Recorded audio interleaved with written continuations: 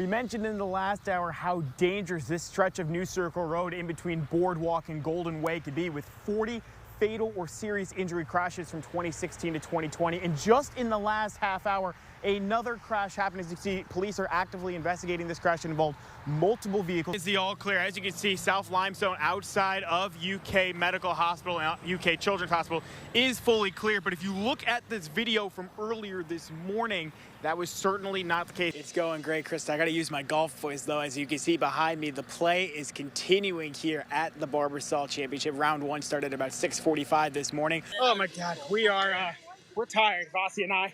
We just passed mile 3.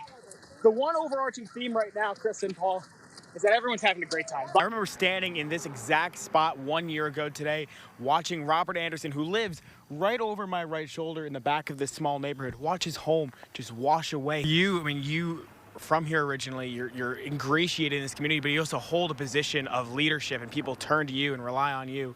What have been some of the stories that you've been told from people, both good and bad?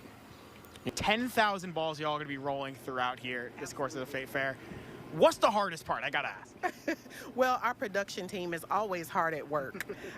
It takes us quite a bit of time to make it and then roll them, and then of course we deep fry those into one delicious bite. Lenona, thank you so much. I'm gonna try that one delicious bite right now. Absolutely. I'm speechless and dropping it all over my shirt. Back to y'all in the studio, live from the State Fair. I'm Tyler Melito. I don't have him to go to anymore if I need to.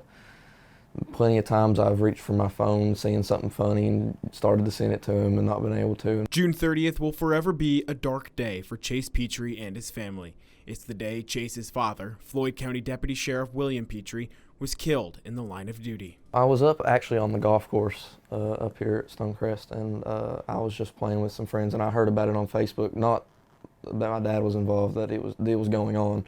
I texted Mom, and I was like, well, I said, is Dad there? Because I figured he would have been. If something was going on, he was always the first one to run towards it. I needed to go home. I don't know what it was that I started to go home, and I called my mom when I got in the car, and she had told me to stop at my uncle's. Someone had called him and told us that it had happened, and so we rushed off the hill and came home. Realization that his father was gone came in an instant. At 19, it forced Chase to grow up fast. Being able to help each other, especially the little ones, my niece, she's had a hard time with it, and to be able to be here, help her, and try to just, I don't know, be there for her. It's just been a lot. One thing that's helped Chase through it, the outpouring of love and support from all corners of Kentucky. Well, there was one woman that texted me and said that my dad saved her daughter one night, said she was having trouble. She had called someone and Dad had rushed over there and was able to get her to the hospital. Although his dad is gone,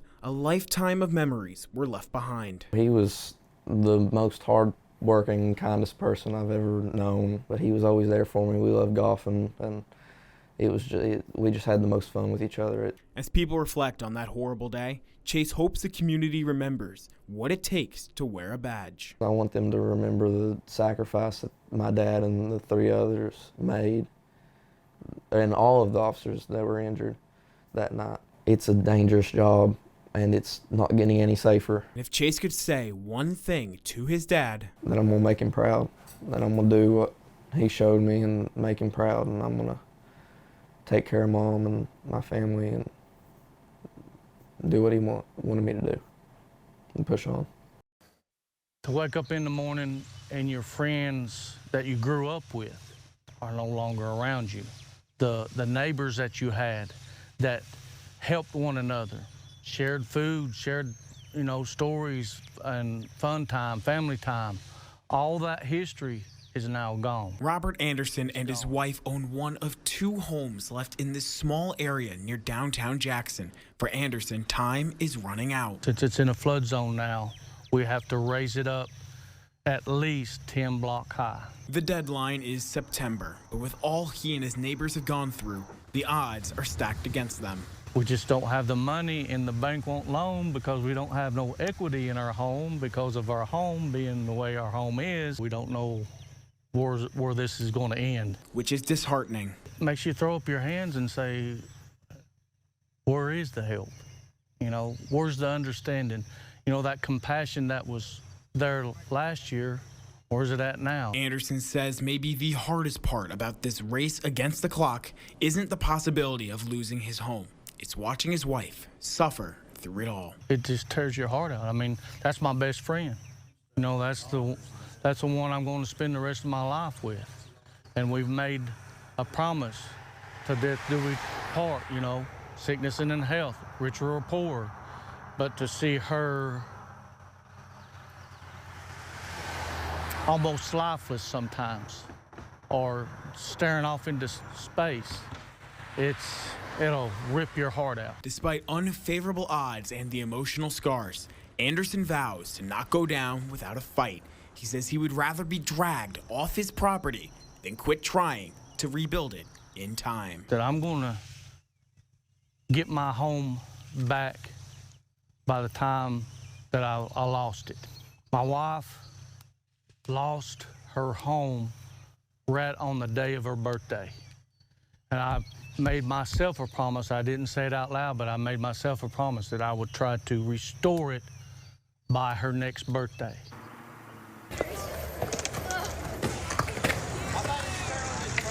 I tried rollerblades at 9. I took those and never looked back. Like, it's been about 33 years now, and I'm not gonna stop anytime soon.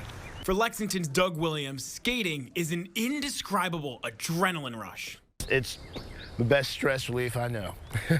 Just the movement, like, it's kind of like dance to me, and it's like an art. It's like an art form, so this is my way to express myself. Throughout the course of his life, Williams has seen skate culture in Kentucky skyrocket in popularity. When I first started skating around here, like, there was not a lot of people, like, and there was quite a few skateboarders, and it just had a huge boost. And like now today, like, it's a pretty even number, but like we all come out and enjoy ourselves. There's like scooters, skateboarders, like BMXers, inliners, everybody's here. As he's gotten older, Williams wants to make sure the sport's popularity continues to grow in Lexington. You hand down everything I've learned from all the other people around here to the next generation to make sure it continues. And like some of us that are older now have brands that we use to just give back. Aside from having his own skate apparel brand, Williams is also the president of a nonprofit known as Friends for Skate Parks. We try to do our best to make it easier on them, like helping them out with like talking to their city council, because just going up to your normal everyday mayor and be like, we want a skate park, hard deal. I remember that when I was like 16 years old trying to get this park. So it's like, now that I'm a little bit older and know a lot more, it's easier for me to step in and be like, hey, we should go about it this way.